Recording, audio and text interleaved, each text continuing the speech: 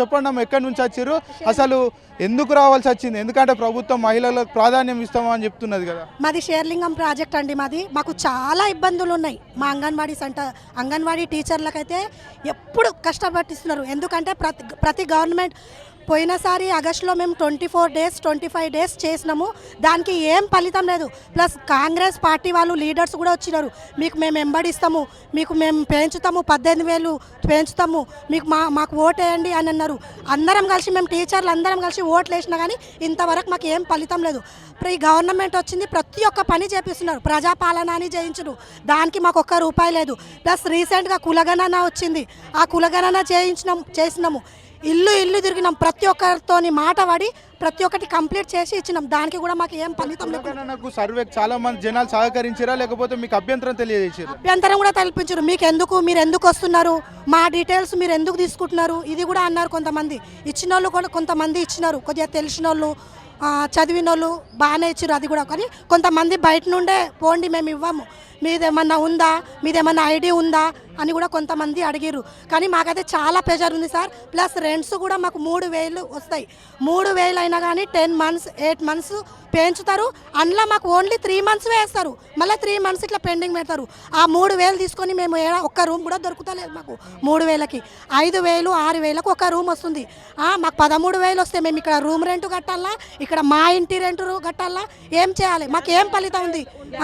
Gas బిల్లులు కూడా 855 రూపాయలు గ్యాస్ బిల్లులు, అది పోయి తెచ్చుకోవాలి. మళ్ళీ ఆటోకి కూడా 200 రూపాయలు ఇవ్వాలి. ఆయన 200 400 ఇస్తే మా స్కూల్కి వచ్చి ఇస్తాడు. మాకేం ఫలితం ఉంది? ఎంత కష్టం పడుతున్నారు కదా. మీ ఏదైతే మంత్రి ఉందో మీ శాఖకు సంబంధించి మంత్రి సీతక్కకి ఎప్పుడన్నా మీరు చెప్పిరా మాకు ఇబ్బంది అవుతుంది, మేము కష్టాలు మీరు మహిళలు మీకు మేము వెంబడిస్తాము, మీకు సహకరిస్తాము అని సీతక్క కూడా అన్నారు. కానీ మాకు ఇంతవరకు ఏం సహకరించలేరు, కానీ ఇంకా పనులు వేయించుతున్నారు ఫుల్. ఇక్కడ హెల్త్ డిపార్ట్మెంట్ వాళ్ళు వచ్చి ప్రెజర్ పెడతారు, ఇక్కడ మా డిపార్ట్మెంట్ వచ్చి ప్రెజర్ పెడతారు, ఇక్కడ మా బెనిఫిషియర్ వచ్చి మా సెంటర్ల దగ్గర వచ్చి బెనిఫిషియర్ వస్తారు. ప్రతి ఒక్కటి మాతోని చేయిస్తాను. అంగన్వాడీ టీచర్ లేనిది అసలు గవర్నమెంట్కి ఏ పని కాదు.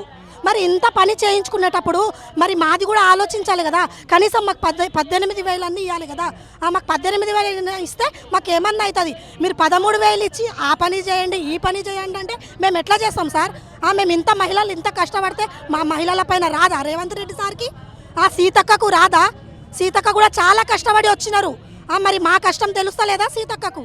మరి మాకు కూడా ఏదన్నా చేయండి. మేము రోడ్లపైన ఎందుకు వస్తాము? చిన్న పిల్లలను వదిలేసి మేము రోడ్లపైనకు వస్తున్నాము. మాకు అవసరమా? ఇంత పనులు చేయించేటప్పుడు మాకు డబ్బులు కావాలి. మాకు 18,000 మేనిఫెస్టోలో పెట్టినప్పుడు మాకు అది కావాలి. అది ఇస్తే మేము పని చేస్తాము. మహాలక్ష్మి లాంటి స్కీములు కూడా పెట్టారు, మహిళలను గౌరవిస్తున్నామని చెప్తున్నారు, మహిళలకు 2,500 ఇస్తున్నామని చెప్తున్నారు, ఫ్రీ ఉచిత బస్సు ప్రయాణం కూడా ఇస్తున్నారు సార్. మహాలక్ష్మి ఏమి ఇస్తున్నారు? ఓన్లీ కరెంట్ బిల్ ఫ్రీ చేసిర్రు, గ్యాస్ బిల్లు సబ్సిడీ అంటున్నారు.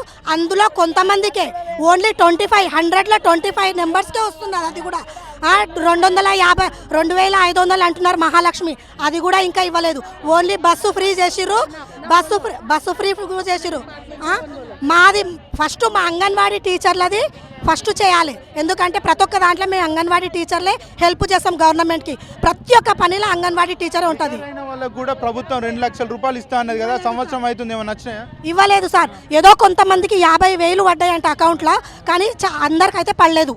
రిటైర్ అయిన వాళ్ళకు 50,000 పడ్డాయంట, కానీ అది కూడా కొంతమందికే పడ్డది, అందరికైతే పడలేదు సార్. చాలా ప్రాబ్లమ్ వస్తున్నాయి. రేవంత్ రెడ్డి సార్ ప్లీజ్ మా మహిళలను చూసన్నా మీరు కొద్దిగా మాకేమన్నా చెయ్యండి. మహిళలకు మంచి మంచి పథకాలు చేస్తామని చెప్తున్నారు, మహిళలను గౌరవిస్తామంటున్నారు, మహిళలను కోటీశ్వరులను చేస్తామంటున్నారు. మరోపక్క చూసుకుంటే అంగన్వాడీ టీచర్లు కావచ్చు, హెల్పర్స్ కావచ్చు, ఎందుకు మరి ధర్నా చౌక్ వచ్చి ఈరోజు ధర్నా చేసి తలుచుకున్నారు? అవన్నీ సౌకర్యాలు ఉంటే మేము ఎందుకు చూస్తాం సార్ చెప్పండి. కడుపుకు చాలక ఇచ్చిన జీతాలు టైంకి ఇవ్వక స్కూల్లో చూసి అంత పేశారు. ఇంటికి వెళ్తేమో మీరు ఎందుకు చేస్తారు ఈ డ్యూటీ అని వాళ్ళతోని ఒక గొడవ మాకు ఇంట్లో. మీకు ఫలితం లేని జీతం మీకు టైంకు రాదు, మీకు కష్టం ఎక్కువ, మీరు ఎందుకు చేస్తారని ఇంట్లో హస్బెండ్లతో గొడవలు, పిల్లలతోని గొడవలు. అయినా మేము అవన్నీ వదిలేసి డ్యూటీలకు వస్తున్నాము. కనీసం మాకు కొంచెం గుర్తింపు రావాలా కదా సార్ చెప్పండి. ఒక్క ఫలితం కూడా లేదు. ఇప్పుడు అంగన్వాడీ టీచర్లు అయితే చాలా వరకు ఇబ్బందులు పడుతున్నామని చెప్తున్నారు కదా, మరి ప్రభుత్వం వచ్చిన వెంటనే 18,000 జీతం చేస్తామన్నది కదా, మరి ఇప్పటి వరకు ప్రభుత్వంకి మీరు ఏమైనా చెప్పే ప్రయత్నం చేసిర్రా? చాలాసార్లు చెప్పిండ్రు సార్, చాలాసార్లు చెప్పినాం కానీ అసలు వినిపించుకుంటలేడు సార్. ఎవ్వరు కూడా అసలు మా బాధ అనేది ఎవ్వరికి అసలు చెవుదాకా పోతేనే లేదు. అమ్మ ఇప్పుడు ఏదైతే ఫ్రీ బస్ కావచ్చు, మహిళలకు 2500 ఇస్తామన్నారు, గ్యాస్ అంటే గ్యాస్కు 500కే గ్యాస్ ఇస్తామన్నారు, అవన్నీ మీకు వస్తున్నాయా? అది 10 మందిలో ఒక్కరికి వస్తుంది సార్, 10 మందిలో ఒక్కరికి వస్తుంది. మా అంగన్వాడీ వాళ్ళకైతే అది సబ్సిడీ రాదు, అది ఏది లేదు. కరెంటు బిల్ అంటారా, ఓనర్ కూడా ఒప్పుకోరు.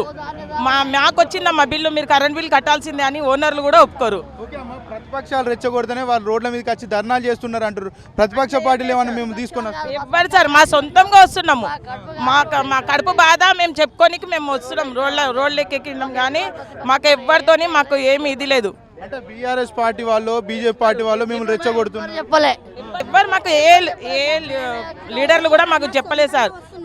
మాకు ఏ పార్టీ వాళ్ళు వెనకంగా ఎవ్వరు ఇబ్బంది పెడతలేరు. మీరు చేయండి అని ఏమి ఇబ్బంది పెడతలేరు. మా సొంతంగా వస్తున్నాం మేము. ఎందుకంటే మేము చేస్తున్నాం ఇంత కష్టము, మా కష్టానికి ఫలితం ఉండాలి కదా, ఇంత సాలరీ ఉండాలి కదా అనేసి మా సొంతంగా వస్తున్నాము. కానీ మాకు ఏ పార్టీ వాళ్ళు వెళ్ళండి అని మాకు ఎవరు ఫోర్స్ చేస్తలేరు.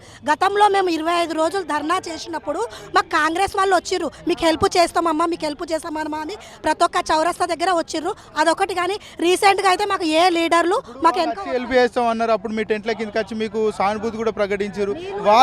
వాళ్ళే ఈ రోజు ప్రభుత్వంలో ఉన్నారు. మరి మీరు ఏం చెప్పదలుచుకున్నారు? మరి మా బాధ వాళ్ళకి అర్థమవుతలేదా సార్? మరి వాళ్ళు అప్పుడు ఆ హామీ ఇచ్చినప్పుడు ఆ హామీ నెరవేర్చాలి. వాళ్ళు ఇప్పుడు కంపల్సరీ నెరవేర్చాలి. మీ బాధ మాకు అర్థమవుతుందమ్మా, మీరు ఎండలో బాగా తిరుగుతున్నారమ్మా అని అన్నప్పుడు మరి మాకు ఇప్పుడు మా బాధ చూసుకొని మాకు ఏదో ఇంత వేయించాలి కదా. అంటున్నారు కేసీఆర్ 10 ఏళ్ళు కూడా వాళ్ళని ఎవరిని పట్టించుకోలే అంగన్వాడీలని చెప్తున్నారు. కేసీఆర్ సార్ పట్టించుకోలేదేమో కానీ ఇప్పుడు మరి వచ్చిన ప్రభుత్వం అన్న పట్టించుకోవాలి కదా సార్. మా బాధలని పట్టించుకోవాలి కదా. ప్రెసెంట్గా రీసెంట్గా వచ్చిన ప్రభుత్వం అన్నా 2 సార్లు కేసీఆర్ సార్ వచ్చిన కన్నా మాకు కొంచెము 2 సార్లు జీతం పెంచిండ్రు సార్, కొంచెం పర్వాలేదు. ఇప్పుడు ఈ సార్ వచ్చి సంవత్సరం అవుతుంది, అసలు ఏమీ లేదు. కంపల్సరీ పెంచాలా, మాకు టైంకు జీతాలు వేయాలా సార్.